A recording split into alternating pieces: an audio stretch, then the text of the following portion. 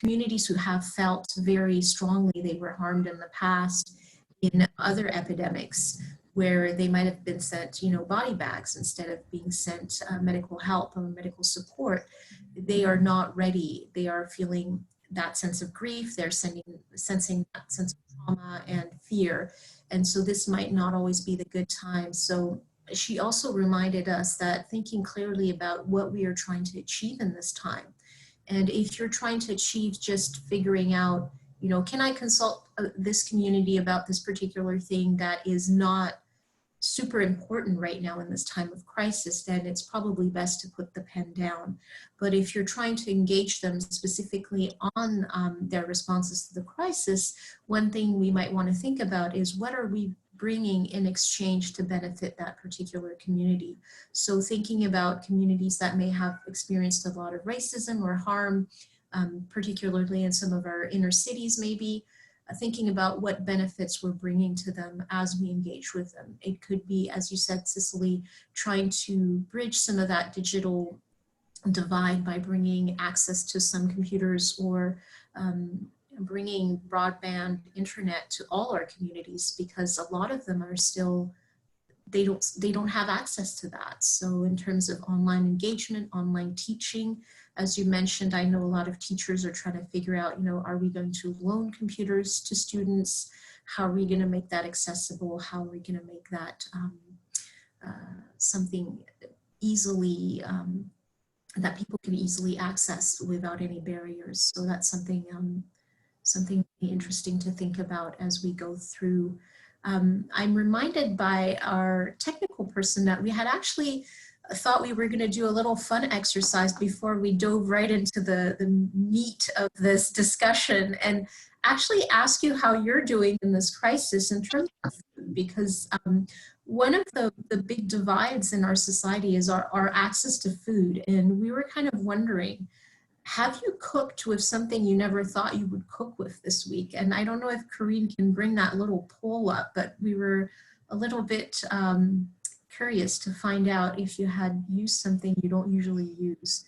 So this is a little quick poll to lighten up the mood, because I think we dove right into the deepness and the hardness of this conversation. So if you want to go ahead and answer those questions, and then we'll be able to see what you're cooking right now. I'm very curious. Oh, apparently the panelists are not allowed to vote, so you don't get to know what we've cooked with. Cicely or Alia, did you cook with something strange this week that you never thought you would cook with? Mine's definitely. I've definitely tried to make tuna into things that tuna should not be made into. Uh-oh. We might have to share recipes later on. Similar to the poll results, I also have realized how much of my pantry food is expired, and what that looks like, and how expired is expired. So making do with what we have. So I think it's actually a good lesson about engagement. Like, what can you make with the things you have available to you in terms of reaching out to different communities? So that might actually lead me into my second question, which is one of equity. And how do you think equity affects people's ability to engage online? We've talked a little bit about the digital divide, but I also want to talk a little bit about gender equity, again, accessibility, affordability, different abilities to access things online. Agency, as I said, some of us may be too busy dealing with having lost jobs or struggling to homeschool our kids. How does awareness play into how people engage digitally? So I'm going to throw that in. And maybe I'll do a little thing on the gender equity piece. I came across an article recently, and I will try to post that on the Google Doc, around the fact that many women actually choose not to engage online because of the amount of vitriol and harassment that some of them face when they do engage online. And we know that a lot of public figures who are women, who have Twitter accounts or Facebook pages, they will face a barrage of horrible things. And that plays into the fact that other people witnessing that will then choose not to engage online. So I don't know if our two panelists have anything they want to throw in about how we could alleviate that a little bit and bring back a little more equity in online engagement. Mm-hmm. Yeah, absolutely. That's such an important point you raise of, so many of us, women and femmes and other marginalized genders, Black folks, queer folks, experience so much like damaging hate or problematic stuff online. And so now for us to suddenly switch to online being our reality for literally everything, we're doing yoga online now, we're doing dance classes online now, everything. It's not just, the occasional Zoom meeting, it's now everything that we engage in. And I think that's really scary for a lot of people. Like, I'm a big fan of social media, and I'm a big fan of using the internet for, different capacities, but at the same time I have experienced such damaging vitriol from strangers online. And so I think it is such a scary time to be in for folks of marginalized backgrounds to then sort of completely transfer to online. And I think we have to be very careful in these times to because I think one of the things that sort of emboldens that is the anonymity of the internet. And I think as we're creating these engaging spaces, we have to kind of walk this weird tightrope of like, how do we honor people's privacy, but at the same time, how do we make sure that people's faces are on camera, for example, or people, we know who's behind we know who's behind the screen. So it's not just those those random names on chat rooms and things like that. And especially if you work for a larger company or a larger organization, or you're in some sort of chat room, you can't guarantee who's there. And I think we also really have to think about accessibility in terms of, I think we just have the assumption that everybody has internet or everybody has access to a computer, and that's really not the reality. Or even if they do, maybe it's one per family, not enough for, say your children are in different grades and you're trying to, listen to the grade 3 teacher and listen to the grade 7 teacher, but you only have one computer. We're sort of jumping into the assumption that everybody does have that access, which is not true.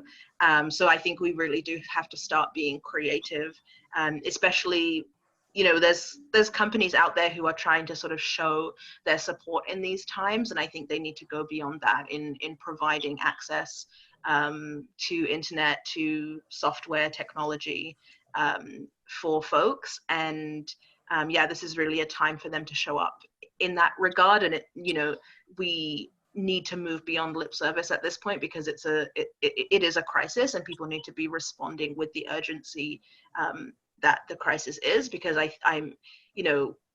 can only imagine if we look back, 5 years from now, we will see a disparity in grades and in skills and capabilities of marginalized students. We will see that people have missed out at this time. For a lot of folks, this depending on what you're studying or what grade you're in, this could be a very pivotal time. And if students are missing out on learning, or employees are missing out on full participation, that it will show in a few years from now who was able to get ahead in this time and who wasn't. And I think that's really crucial, and we have to start looking at who's actually able to access and who's able to participate fully in these online conversations. Yeah, no, that's really important. The only thing I kind of wanted to add is also the fact that now that we're working from home and now families and communities are home, where does a lot of that unpaid labor fall onto? Of it being childcare, of it being now homeschooling, of it being cooking and cleaning, and how does that get divided in a household? And we already know that women are doing the majority of the unpaid labor, and that is just going to be even that burden is going to be even more so. And then so how do you expect women to be showing up when they have more of this unpaid labor now? And then also this switch happens so quickly. Those who are older, those who didn't have the necessary access beforehand to like a fast internet, you know, and even if you did have fast internet, now it's not, everyone wasn't using it at the same time all day. And so, you know, who does that affect? And then I think also when thinking about working from home and accessibility, I think an important kind of thing to remember as well is privacy. And when you're using equipment and tools from work, do you know all the software that's on there? Do you know all your data? Now that the lines of being at home and at work are being blurred, using web laptops and things from work, do you know if all the data is protected? Do you know all the different privacy things? Now we're kind of using all of these new online tools. Are we going through the terms of agreement that that everyone says okay to right away? And you know, what are we signing away here? And who will be hurt in that, right? It'll be people who have less time, who aren't going through the stuff, people who are older, who didn't need to have this kind of access to all these online programs and online tools, now have to learn. And are we making room and giving time for that adjustment, for that learning curve? Are we making room for the fact that now we have to figure out new schedules? And this kind of, I kind of agree with you, Cicely, where it feels like a lot of companies are just like, okay, everything's cool, we're just going to be doing everything online. It's like there's no transition time being said. It feels like, you know, 0 to 100 real quick. So, and then also, you know, what happens when someone's laptop breaks, or tech issues, or low internet speed? Are they going to be able to get the same opportunities, be as engaged at work? Is that going to be looked on as a poor thing on the individual, or is it going to be based on, like, are companies and employers going to try and make things more accessible, make it easier for you to work from home? And, you know, there goes a whole lot of like, well, now, you know, with the grief aspect, there's also a bunch of like mental health or different learning disabilities or neurodivergency, where it's like, okay, now working from home, how do you make your schedule? How do you deal with having all sorts of distractions all the time? And you just have to be as productive as you were 2 weeks ago. So yeah, I think that's kind of, I think the thing that I've also mentioned is that in all of these kinds of questions, I think intentionality kind of makes the difference. You know, thinking about it, talking about it, being intentional about, okay, is this accessible equally to all of the people around me, or in my company, or in my organization? You know, who would be left out? What am I missing? And just like thinking about, okay, are these spaces okay to engage with? You know, is everyone's experience the same? And if they're not, then who's different? And I think intentionality kind of helps with all of this. So. Well, I agree. Intentionality is really important. And I think it will also be important to be reminded, as some of our participants have pointed out, that this might exacerbate some of the existing inequities. So we know for a large majority, the people who have to work outside right now, who are, you know, the store clerks, the janitors, the people working in our hospitals, they're mostly from marginalized communities.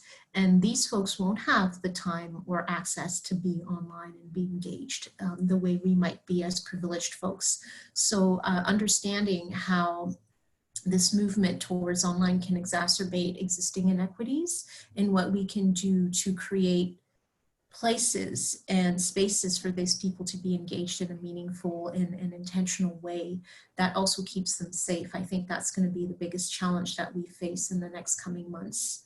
Mm-hmm. We had a question from one of the attendees asking if there were any disability justice, disability arts folks who have been leaders in online accessibilities, and who are the folks consulting in this area. So I wondered if you could speak to that. And I think, Alia, you had mentioned one particular disability activist in the US who I think is worth mentioning here. Yeah, Mia Mingus. She's amazing. She, it was actually through an SFU event that she was speaking at that on transformational justice. She is incredibly intersectional. She has tangible things. Follow her on Instagram and Twitter. I think that, yeah, she's a great disability justice activist that really has an intersectional lens and is incredibly tangible with ways can be more accessible. Mm-hmm. Do you have any examples of what she has suggested in recent days around making online spaces more accessible? I think just things like closed captioning, making sure that you have captioning down, making sure that that you have image descriptions, for example, is something that I think is easily kind of forgotten. I think a lot of her tips are good for this time, like in general. It's like, okay, hey, maybe we should have been doing this always before, but now we have an opportunity to be better, right? To be better. Things are changing. So, you know, when we make that shift, can we make it better instead of like, oh, well, now we have to add this to this real life situation. But it's like, okay, well, why don't we have all of our videos closed caption, right? Is there software for that? Let's look into that. Thanks. I see another question from one of the participants asking if some of these platforms have been used to caucus, for example, to create safe spaces for different communities to come together and have discussions. I don't know, Cicely, if you might have some ideas of that. Yeah, absolutely. I mean, I obviously, you know, none of these platforms are perfect, but I do think it is quite incredible and inspiring to see how quickly some of these platforms have been used to sort of bring people together in ways that maybe they weren't before. And yeah, especially as you say, in terms of like caucusing or sort of just coming together even in a more like casual way, I think is really important and provides that levity in situations like this where we're basically all freaking out. And I think it's really important to have to have that silliness, to have that the lightness of some of the groups that are coming together and, you know, doing online engagement, but I think also recognizing that it's okay if people don't want to participate in that either. You know, just because you get to be at home on your couch, that doesn't necessarily mean that it's comfortable to still participate. You know, we also have to be thinking about folks who are maybe trapped at home in uncomfortable situations or unsafe situations. And so just because people are at home, it doesn't necessarily mean that, you know, they're raring to go and ready to get online and engage in different ways. And yeah, that's another huge area of this, you know, especially the pieces around frontline workers and the pieces around folks who are at home, but home is not safe. And I think, you know, especially when we think about women and femmes and LGBTQ communities who are maybe in unaccepting or unsafe environments, it's not going to be smooth sailing for a lot of people. But I do think there is the potential and there is the opportunity to get really creative and to explore the ways that online spaces can be used for connection. And, you know, we can reach people across the world, people we don't often get the chance to communicate with. So in that regard, it is still incredible, but we still have to be mindful that it's not as straightforward as we make it seem. It's a privilege for us to be able to, you know, set up your home office. And you know, I personally didn't have to think twice about this sort of transition. I was just like, okay, all my stuff's online now. But for a lot of folks, it's just not that simple. So in an effort to be as inclusive as possible and being mindful of people's biological needs, we thought we would give everybody a short 5-minute break right about now before we dive into some more of the tactics and the tips. So before we jump to a quick break, I wanted to ask if you were willing to answer another poll that I think our colleague Karine will bring up right away about some of the questions you may have already around how to make online spaces a little more accessible, and what are some of the concerns you have about safety and equity right now. And then we'll take a look at that and we'll use that in the second part of this webinar where we will address some of the tips and tactics. So the poll should be up right now and you should be able to answer it. And then, as I said, we'll take a little 5-minute break so everybody can, you know, rest their eyes if they're having a little bit of eye tension from staring at a screen for too long. Grab some more snacks and tea and coffee, or just run to the washroom, deal with children if you have any, or pets, or anything you may need to do in those 5 minutes. Even if you want to, you know, do a quick cursory read of your emails, you can do that. It's 1:35 right now on my clock, so we'll rejoin at 1:40 and continue this conversation. And I hope everybody can take that little quick break and answer that poll. I don't know if, could we see the results of the poll yet, Karine? Let's see if she can put that up just to see a little bit where the major concerns are. Maybe people are actually still actively voting, so I'm just going to keep it open a little bit longer. We'll keep it open a little longer. Well, what I'm going to suggest is, could we keep it open for the break and then just show the results after, or will that be too long? We can definitely do that. Great. Well, everybody, let's take a short break and we'll rejoin in 5 minutes. Thank you so much.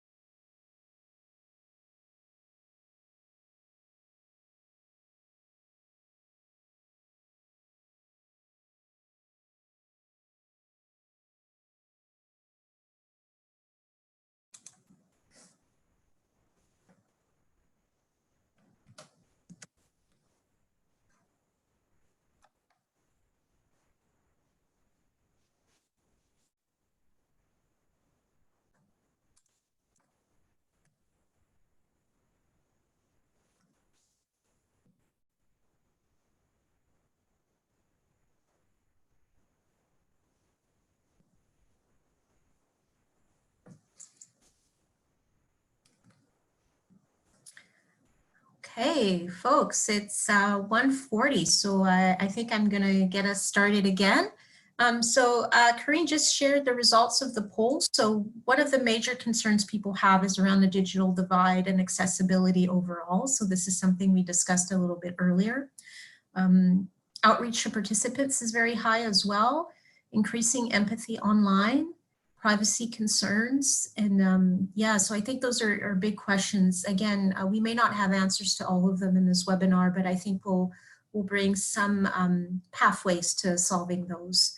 So I want to jump ahead to our next question, which is more around the practical considerations practitioners need to have or to think about before engaging online, and particularly with communities that may have experienced harm.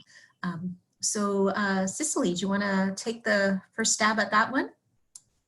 Yeah, for sure. I was just thinking of the video in, we chatted about this before, the video in which like somebody's giving a interview on the news, and then like his kids come in, and then the mom comes in, and it's all a big panic, and he sort of reacts in this I don't know, in a very sort of intense way. And there was a lot of kind of discussion and dialogue after that around around so many things, around the misperception that the person who was the mom was perceived as the nanny because she was Asian and he was white, just so many things. And I just think that really encapsulates the situation that we're in right now. And I think my first kind of I don't know if it's advice, but my first kind of thing around this is like just embracing the chaos, like embracing how ridiculous of a time this is. And if we do have the privilege and the option to be conducting our work online like we are now, like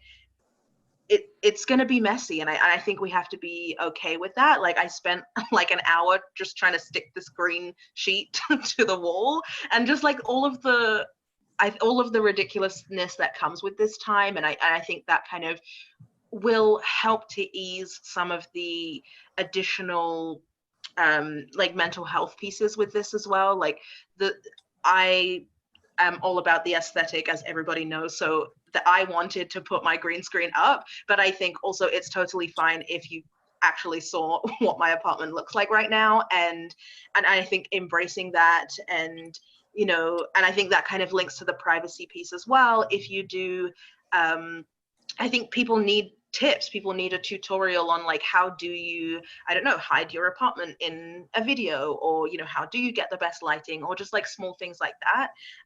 Some people might need that. Some people might want that. And if they don't, I think we need to embrace the chaos that is coming with these times, and recognizing that, I think it will really help people's mental health to relieve the pressure of expecting to work at the same level that we usually do. It's just not going to happen that way. And so that's my first kind of piece, is like, firstly embracing the chaos of how things are going to be. If people's kids show up in the background, that's just what it is. And I think the next piece is kind of again, going back to the idea of privacy. A lot of these platforms, for example, Zoom meetings, if you record the meeting, for example, it downloads the entire chat.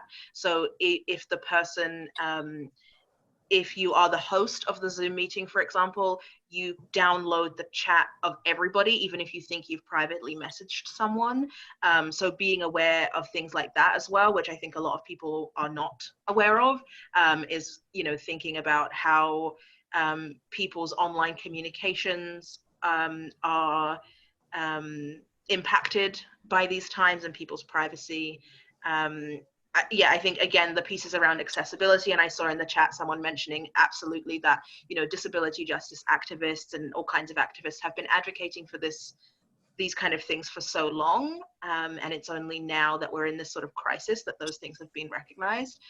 So I think that's important to acknowledge. But yeah, taking into consideration some of those pieces around these closed captioning, transcripts of meetings, recorded meetings, minutes being taken thoroughly, and things like that. And just, for me, diversity and inclusion has always been about it's always been needs-based, you know, meeting people where they're at and providing people, like equity is giving people what they need to succeed and what they need to thrive.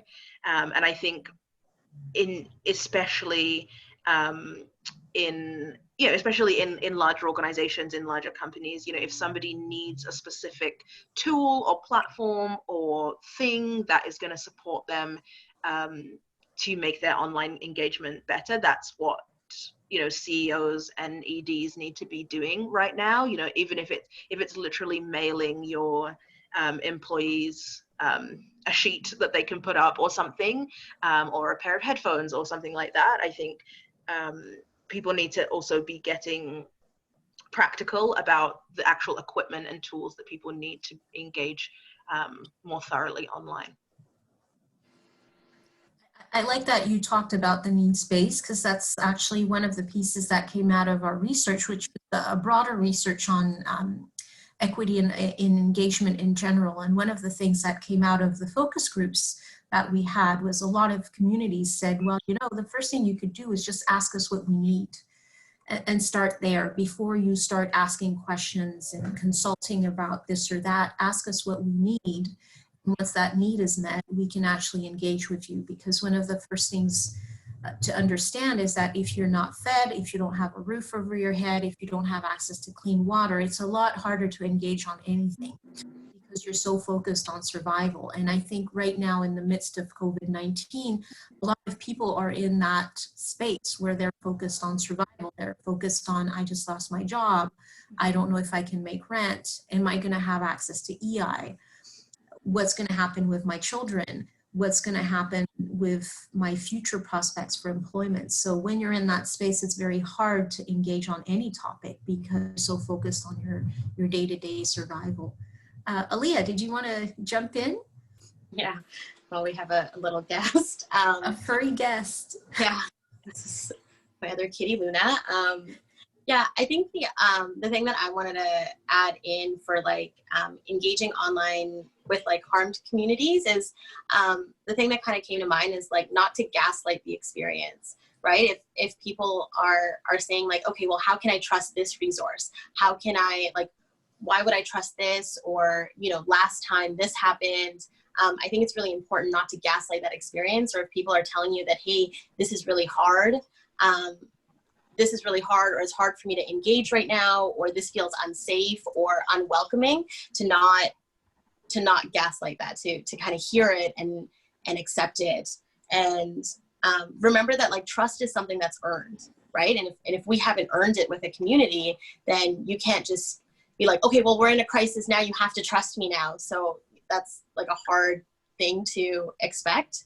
Kind of practical consideration that I think I know that I definitely missed when things switch that we do have when we're working, when we're just out and about in our regular lives, is that usually there's transition times, you know, between meetings or between things, that there's a lot of transition time in life. And right now there's just not. And I think that's something that's like a practical consideration to kind of, when you're scheduling things, like, okay, this meeting's going to be from 1 to 2, and then our next meeting is 2 to 3. And so, you know, putting in those like 15, 20 minutes maybe of transition time, and scheduling blocks of like, okay, just because you can eat at your desk and eat while you're working, should we?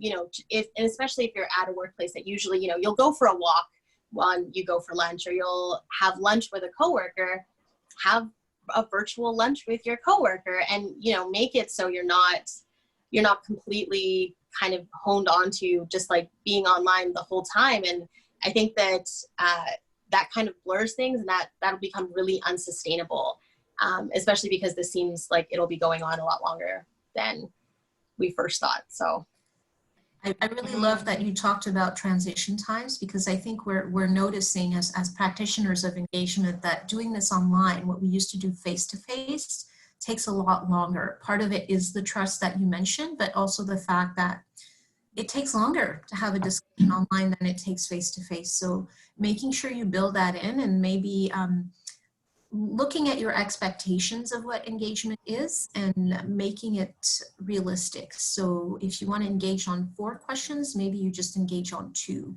so that you have that time built in, those transitions built in, that ability to create trust at the beginning before you dive right in. Yeah, I think that's and I think also it reminds me of you know, a lot of what we're experiencing right now is capitalism trying to continue in a time where it's not feasible, because capitalism really is the issue as to why we're in a situation. I mean, not that capitalism is the reason for disease, but a lot of the time it is the reason for inequity and in access. And I think, you know, one of my favorite resources is the characteristics of white supremacy culture from the Dismantling Racism workbook, which folks can find online, and it kind of like lists all of the characteristics of white supremacy. And you know, oftentimes white supremacy is kind of like a bit of a scary term, because, you know, we think of like KKK and things like that. But what I'm talking about is, you know, all of us as people in Canada in a settler colonial state existing in white supremacy, and all of us, even folks of color, inadvertently participating in it. And, you know, one of the really poignant pieces from that resource by Kenneth Jones and Tamar Oken is this idea of urgency. And I think we're really experiencing that right now. Is that, you know, we have to keep going. The show must go on. The ball has to keep rolling. And that is such a toxic, you know, underpinning of white supremacy and of capitalism, is that, you know, even when we're in crisis, for some reason, we feel this urge to keep going and to keep doing things as normal. And even the mere suggestion that we just stop, that we just don't do anything, that we only, you know, that we put all of our resources into emergency services, that we pay, you know, our cleaners and our healthcare workers the most, and everything else, you know, ceases. Like there's no reason for so many things to continue. Like, you know, obviously we need like entertainment, and we need art, and we need a lot of stuff, but there's so many things that could halt even for a month, maybe, just so that people can recalibrate and recoup and just pause. And therefore we direct finances and funding and resources to emergency things. And, you know, I think we are beginning to see that. Luckily, we are beginning to see conversations about rent freeze. We're beginning to see conversations about, you know, emergency funding for small businesses and things like that, which, you know, I do think we are genuinely quite fortunate that we live in a country where some of those things are possible. But realistically, you know, we have to think about, actually, would it really be the end of the world if we put things on pause just for a moment so that we could recalibrate? And I see that all the time, even when we're not in crisis mode. Well, I mean, I think a lot of marginalized folks, we are always in a crisis. We're always struggling to survive in different ways. But with a lot of my consulting work, I see that same rhetoric over and over again. It's like somebody comes forward and says, oh, this racist thing happened in my, this racist thing happened to me at work. This homophobic thing happened to me at work. And my advice is, okay, let's just stop. You know, let's stop. Let's put our attention at the root of the issue. But nobody's ever ready to do that, ready to like pull the plug on capitalism in the way that we really, really should at this time. I just wanted to add. It's going to be hard to follow that. I wanted to just add real quick is, I completely agree with you, Cicely, and I think that maybe if we like shift our focus of looking at this as like these are just altered normal times, as opposed to kind of looking at it like this is a natural disaster. And like, how would we react in a natural disaster? And what would our actions be? Where would our money be going? Where would the government resources be going? And looking at it like that, as opposed to just an altered regular time. Mm-hmm. Yeah, absolutely. Mm-hmm. So as I said, it's going to be hard to follow that because I do agree with both of our panelists on this, but I did want to bring us a little bit back to that idea of empathy, because I think it's something both of you mentioned in our discussions, and I think it's really core to actually dismantling this whole system of white supremacy.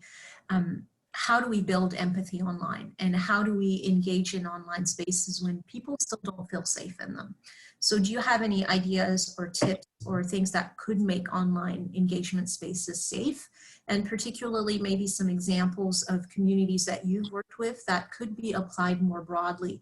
And I kind of want to go back to that idea of universal design, as we talked about disability advocacy and how they've been advocating for a long time by saying, you know, it's not just for us. Like, if you do this, everybody's going to benefit. So if we create equitable and safe spaces online, it's not just going to benefit some minority harmed communities, it's going to benefit everyone.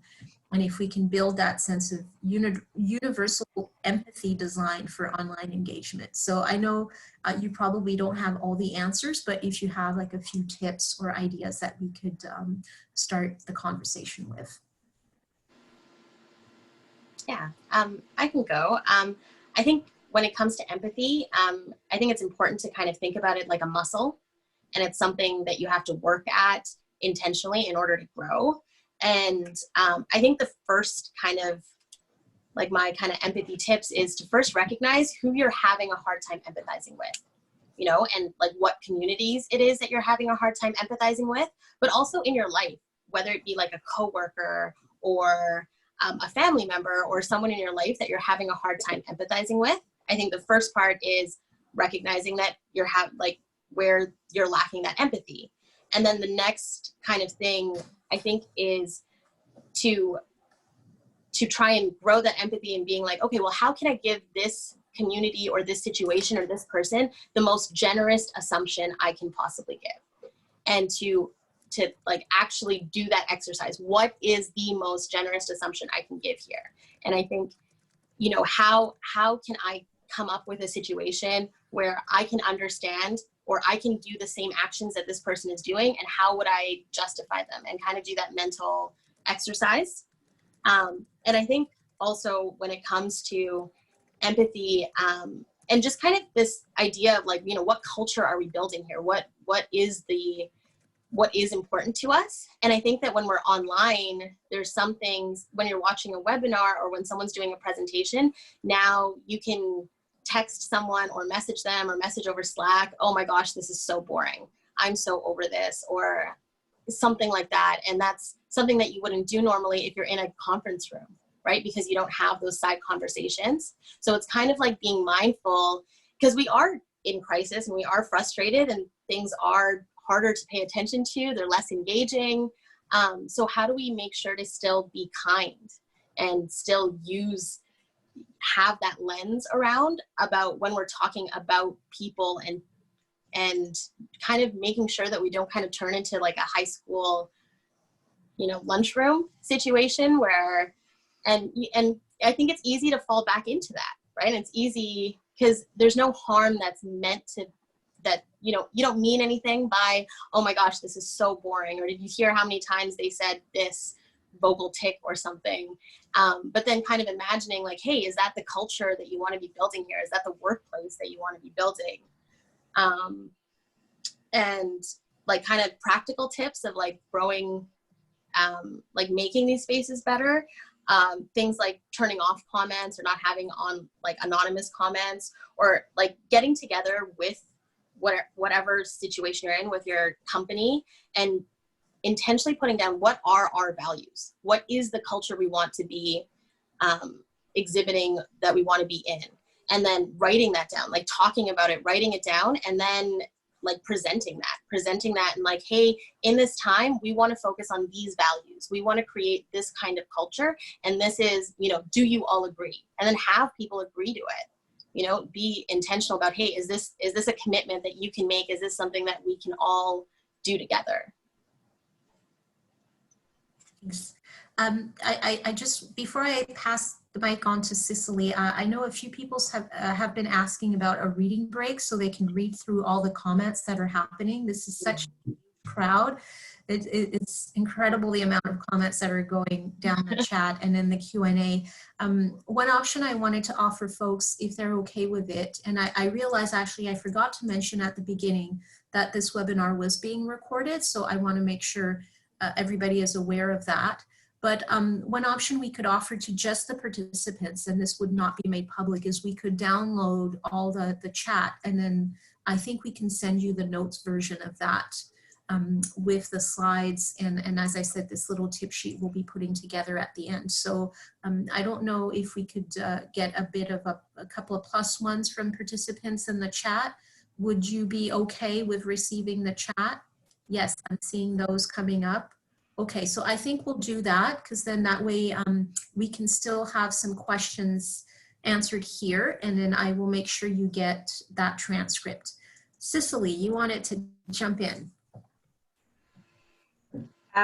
Yeah, so yeah, Alia's suggestions are so wonderful. I don't have much to add, but I think just building on this idea of, you know, I was speaking with some of my students in the executive leadership program at SFU, and we were talking about sort of transforming this idea of, typically we think of like putting yourself in somebody else's shoes and trying to understand, you know, how are they experiencing this? And, you know, somebody offered the suggestion of, what if we actually flip that to thinking of how do we make everybody look good, and how do we make everybody feel good? And I think that's a good way to kind of think about this is, you know, especially in terms of virtual meetings, making sure that we're checking in with people, making sure that you're, you know, it will have to be more structured, I think. You know, as you go around and do, same way you might go around and do names and pronouns in the beginning, making sure every time there's a new topic or a new question asked, making sure that you're going around to each individual person and asking if they would like to offer something or offer feedback, or respond to the question. Because I think a lot of the times, you know, what we see, especially for marginalized folks, the way that we internalize oppression or internalize racism or internalize sexism is by self-silencing. And so that is going to be even more present in a virtual space, where it's much harder to sort of, you know, speak up, or because you can't necessarily, you can kind of, but you can't always provide the same visual cues that you might in an in-person meeting, you know, of like putting your hand up or something like that. You know, there are those tools, or if you have your camera on, obviously that works. But it's much harder to sort of get your foot in the door if people are sort of talking at each other and talking over each other. And that's often a time that inequity shows up in meeting spaces, of like who's got the floor, who gets to speak the most, whose voices are heard the most. And so I think building in specific structure to ensure that everybody gets their voices heard. So that could quite literally be, you know, saying like, hey, Elodie, you haven't spoken in a while, anything you want to add? You know, things like that are super important. But also, you know, allowing people the right to pass, I think is important too. Sort of going back to what we talked about at the beginning, not everybody is going to be in that brain space to do the work as they usually do. Some people are, like I personally am enjoying this time to put my head into work, because that's what feels good for me, but not for everyone. And so, yeah, kind of having this culture of checking in on everyone, checking in on folks in the meeting, but also outside of the meeting, to ensure that they have a chance to share. And yeah, as you said earlier, this idea of community agreements, setting the tone of the kind of space that you want to create is even more important in these virtual spaces than in person. And I think a bit of awareness training goes a long way, in terms of, I think a lot of folks with privilege don't realize how much space they're taking up. And so, you know, I think this is a time to remind folks, you know, there was a really good piece of research that was going around, I think last year, about how women are interrupted 3 times more than men in staff meetings and things like that. And I perceive that that's only going to be exacerbated in in a virtual space, where maybe you even forget the makeup of your team, maybe subconsciously. So yeah, I think it's an important time to just provide a bit of structure to make sure that everybody gets a chance to contribute. And maybe going back to that idea of caucusing, it's also providing spaces for folks to maybe meet separately and then contribute in different ways using multiple streams of information where, you know, you might have, as we're having right here, we're having one discussion and then there are two more discussions happening through other avenues. So providing folks with a varieties of ways to contribute in ways that feel safe to them and not necessarily force them into a certain paradigm, which I think is what we tend to do, which is forcing people into a certain type of engagement that we're used to delivering, which may not work for some communities or may not feel safe, or where you may feel very shut down because, as you said, you have the one fellow who has a lot of privilege and feels very comfortable speaking up, who will speak up, but the person who doesn't may not feel that comfortable speaking up at all. So providing folks with a variety of ways to interact, I think is one way to counter that a little bit. I know we don't have that much time left, but I wanted to kind of give the floor a little bit to the participants for their specific questions, and we already have quite a few in the Q&A box here. I don't know, Cicely and Alia, if any of you want to take some of these on. I know somebody had asked in the question, and I don't know if this was answered clearly, why there were no Indigenous participants, panelists today. And I can answer that question right away.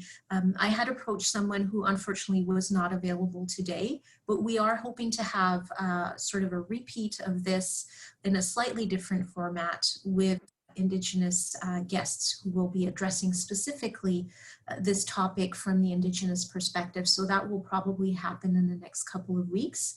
And I want to pause here a little bit and exactly like Cicely asked us to, and say that where we have felt compelled to put some things out, I want to also take time to have these discussions with the different people we want to bring on for webinars ahead of time so we don't rush into something unnecessarily. So yes, that a specific webinar with Indigenous panelists will happen later.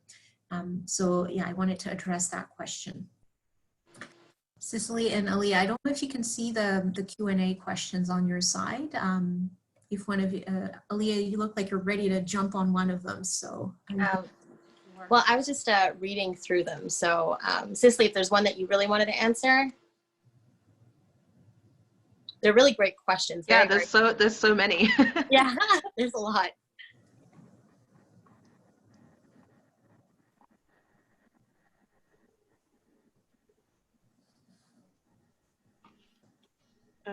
Yeah, there's a question here about, I'm not sure if this question was asked before or after what I just said, so, but it's kind of related. Somebody asks, any tips for including intentional check-ins with your team during virtual meetings?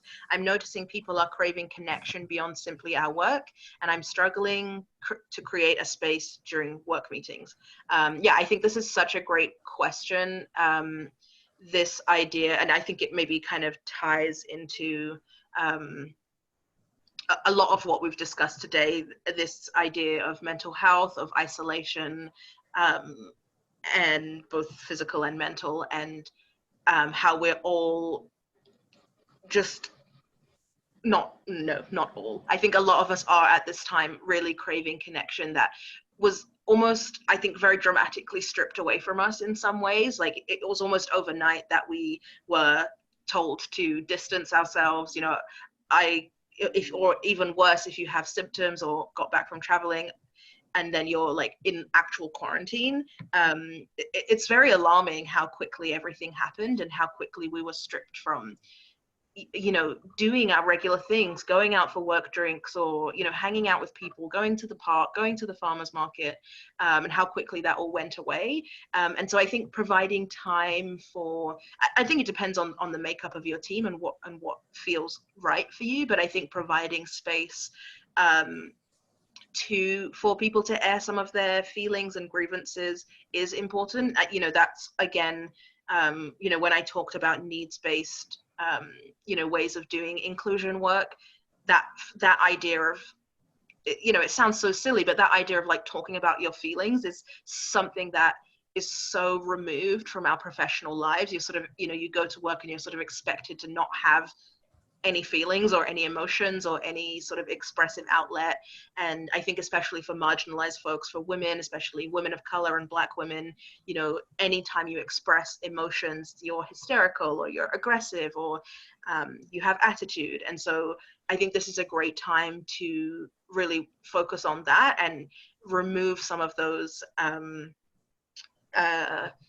sort of stereotypes that we associate with emotional expression, because this is an extraordinarily emotional time.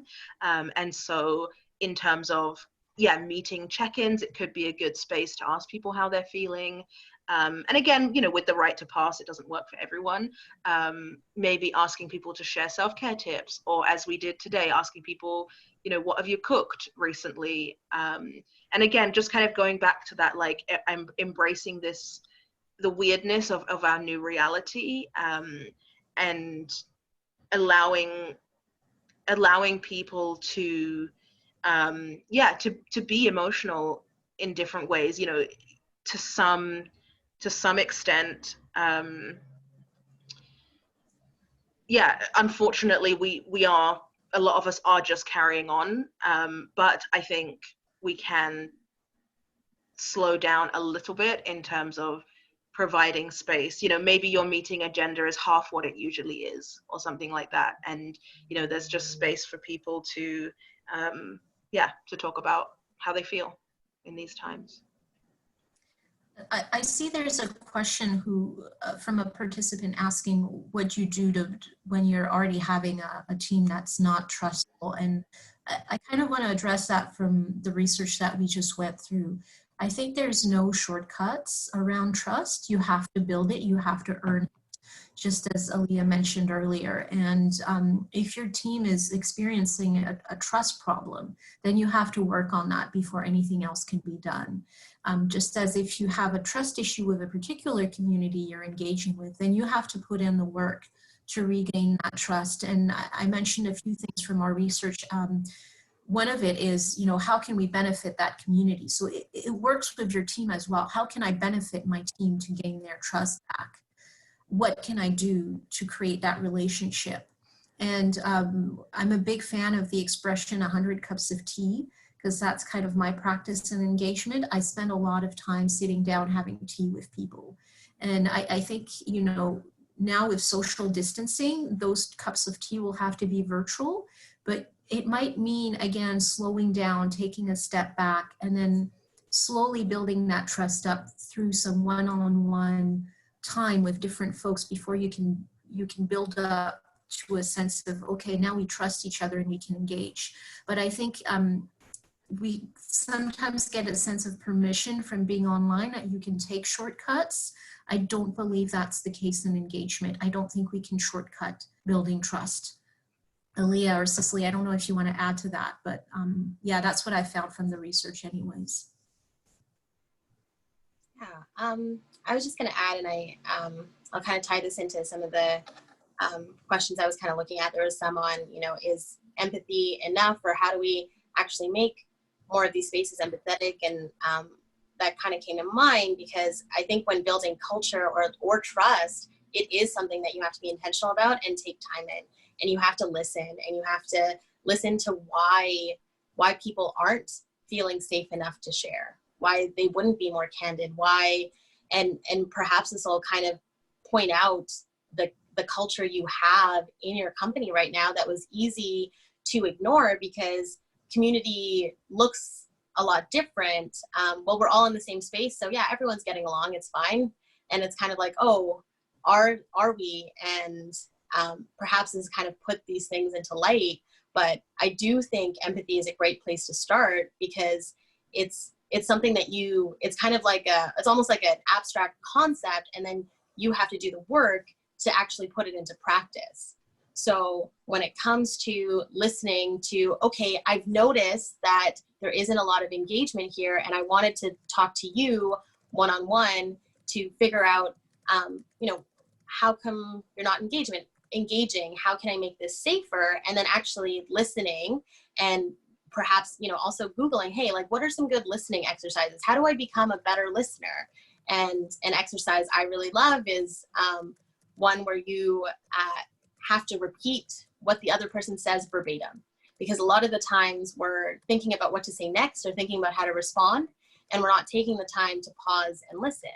And that, I think, is like seems like a minor shift, but it ends up being like this huge shift that will change the culture, will change the connections and the relationships wherever you are.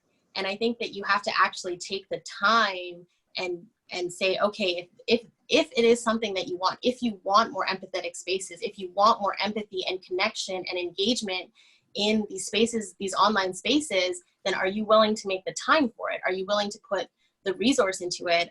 If it's something that you are noticing in your workplace, like, hey, I just realized we're not having the same corporate engagement, or everyone is looking for more community, bring in an expert, bring in someone who's like, hey, this is how you create community. Be relationship focused. I think that's kind of the big piece in this, is if you're relationship focused, these problems will sort of resolve once you're kind of focused on the relationship and the relationships between people.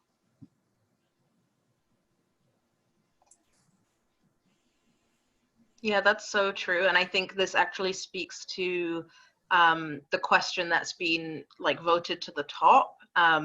This really interesting concept, which I think you've kind of answered the question in asking the question. So I'm just kind of going to read what you've put here. But this idea of, especially in virtual, more so events than meetings, but this idea of like people being able to mingle and chat and connect and build relationships, which is so much easier and more fluid in a physical space. You know, you get there early, you chat with people, or you stay late, you chat with people, and that is very much lacking from our virtual engagement spaces, those sort of informal or more casual trust building exercises, or, you know, relationship building exercises. And I think, you know, as Udo Kam has put here in their question, yeah, is there a way to create this kind of downtime virtually? And, you know, I think that's such a good point. You know, somebody's commented, you know, maybe what we discussed about caucusing, breaking out into smaller groups. And I think even like we tried to do today, I personally always approach things in a very sort of formal manner. And I, you know, when I logged on today, and me and Elodie and Alia were having a chat, even though participants were all already sort of filing in, and I was like, oh, actually, you know, it is fine to kind of have that before the formal content begins, to be chatting and to open up that space for people. So thank you, Udo Kam, for that question, because I think that's so important for that kind of, you know, relationships are not just built in the formal way, they're built by those opportunities to chat. And, you know, hopefully people are making connections right now in the chat, and, you know, maybe like connecting in other spaces from this. So I think that's a really good point. And just going back to what you were saying about listening, and practicing active listening skills, like it's such a cheesy thing to do, like to practice listening, because we all think that we can do it and we think that we're good at it. But I think this is a really opportune time to get better at really engaging with people and what they want to share with us.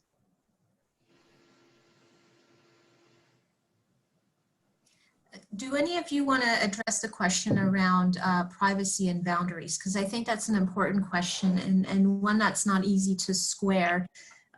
There's a fine line between opening it up so everybody can trust that the people who are there are real, and then closing it down because we want to respect everybody's privacy. So how do we walk that line? Mm-hmm. It's a hard question. Yeah, it's really hard. I think we're all trying to figure it out. Yeah, I think that is like the crux of all of this, is like, how do we, yeah, because we want people to be able to share in the same way, if not more than they would in person, well, to as much as they want. But yeah, at the same time, we're literally, you know, pointing a camera into somebody's home potentially. and all of the other things that come with using these virtual platforms. I mean, I do know that a lot of them, for example, like a lot of the platforms are encrypted, so that does help to some extent, but yeah, it is really tricky, and I think that's something that will become apparent as we continue to move through this work. I think maybe something also is, I think a lot of the times we aren't thinking about privacy because we have private spaces, and so like having someone go through the privacy kind of policy and explaining it and taking time to be like, hey, this is what the privacy policy is. Is anyone kind of worried about this? Hey, are you okay to be doing this video call in your home? You know, is there another way? I think asking for permission is a good way to kind of make sure that you're getting the consent when it comes to privacy. And maybe, you know, again, this will take more time, and it'll be like, okay, is everyone okay with this? You know, we're using this new software now that we're going online. You know, we hired a lawyer to be able to go through the privacy policy and the things we're agreeing to and putting it in terms that we can understand. Now, do we all agree to this? Is this something that we are okay with? Is there another software that we want to be looking at that has different privacy? Are we looking at software that is encrypted or chats that are encrypted and things like that, and explaining what does it mean to have an encrypted chat, right? Because these aren't things that everyone had to worry about before.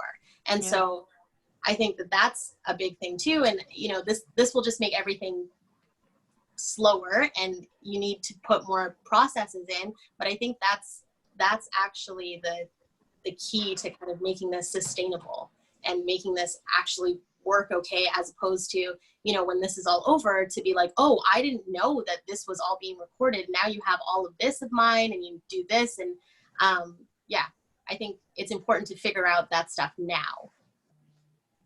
And I think, yeah, just to add to that, I think there's also the tendency, just going back to my favorite resource about white supremacy culture, one of the points on there is around worship of the written word, and how that's something that is very much defines our reality in a settled colonial state. This idea that we have to write everything down, and that's the most valid way of doing work. And I think especially in a virtual time, we run the risk of leaning even more into that. You know, we run the risk of leaning more into you know, just emails or just Google Docs, and not connecting as face-to-face as is possible in these current times. So I would just encourage folks to, as much as possible, be trying to stick to some sort of normalcy or some sort of consistency around, you know, conversation, whether that's on the phone or a Zoom conversation or something like that, because yeah, we do run the risk of falling into a bad habit of relying purely on written or typed communication, which leaves a lot to the imagination and can really create distrust, misunderstanding, and things like that. And I think especially, you know, some folks in the chat are talking about like cultural humility or cultural safety, especially around listening skills and storytelling. You know, a lot of us come from ancestral cultures where oral traditions have been really important, and so that is going to be a challenge. And so I would encourage people to continue to find spaces to have conversations, even if there's no agenda, even if it's literally just to connect, to build relationships. Because if we solely rely on email and you know, typing things to one another, we're really going to lose a lot. Thank you for saying that. I'm noticing the time, and we just have about 6 minutes left before the end of this webinar. And I did want to take a few minutes to mention again the research that the Morris J. Wosk Centre for Dialogue is going to be publishing at the end of the month, which is about equity and inclusion for engagement in general. But a lot of the principles that we have developed in this work can be applied to online engagement. So this will be coming out at the end of March. So please stay tuned and follow SFU Center for Dialogue on social media. We will announce it. So if you're part of our list, you will receive an invitation to another webinar to discuss this. But I feel like we barely scratched the surface today. And again, I'm really recognizing that so much of this is being developed as we go. And this whole realm around surveillance and privacy and boundaries, that's, I think, something we're going to have to figure out as we go. And I would really encourage the members of this community, if you have some resources, please share them around. I think it's something everybody's grappling with right now, and that's really of a deep interest. And I'm hoping, I've noticed some folks from Public Square are on here and others, if they would consider putting on a public event discussing those issues. I think that would be a really important next step in these conversations. But I really want to take a moment to thank everybody for taking time out of their very, very busy days to be with us today, and to thank Cicely and Alia for the time they put in being here and thinking about these questions very deeply and providing such breadth of knowledge around these issues. So I want to really thank them for that. And again, thank you to Beau, who's been closed captioning all of our conversation, to Karine and Renee, who have been our amazing tech support in the background, making sure everything is sort of running smoothly. And I do apologize for the few little glitches. I think we're, as I said, figuring this as we go. And I also want to recognize something, and I realize this is a mistake on my part. I did misgender Cicely in the beginning, and I want to acknowledge that and apologize to Cicely for that. Yeah, I have no excuse that I know this, and I think I was just very, very nervous knowing how many people were on this webinar today. So I just wanted to publicly apologize to Cicely for misgendering them. So putting that out there with my gratitude for the indulgence they have. Again, thank you all. I know we have one little last piece of work for you folks.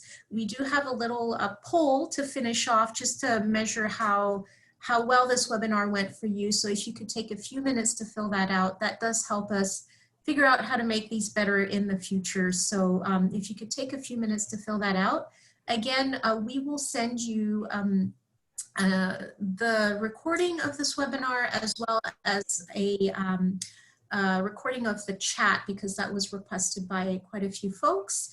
And we will put together a little package of the tools and ideas and references that were shared, and we'll collect the ones that were shared in the chat, because I saw quite a few coming up, and I think those will be interesting reads for everyone. So again, thank you to all of you. Have an excellent day. Make sure to take care of your own mental and physical health in this time. It's really important, as our panelists have told us today.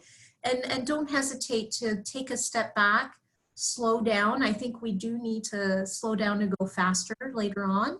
And, you know, this is the work. This is the work. So thank you very much, all of you. And I hope I will see you soon for another webinar on these topics.